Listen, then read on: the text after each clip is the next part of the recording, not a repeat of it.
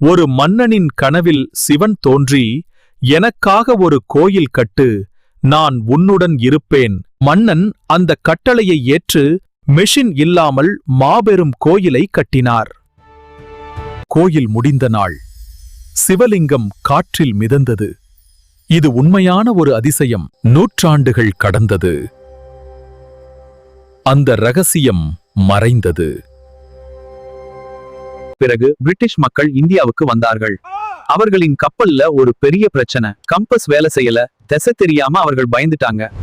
ஆராய்ச்சி செய்தபோது அவர்கள் கண்டுபிடித்தார்கள், ஒரு காந்த சக்தி தடுக்கிறது. அது இந்த கோவிலில் இருந்து வருகிறது.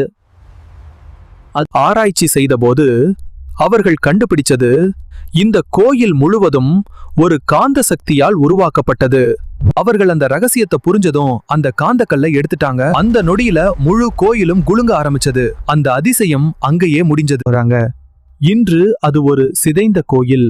ஆனா ஒரு காலத்தில் அது உலகத்தையே குழப்பிய ரகசியம்.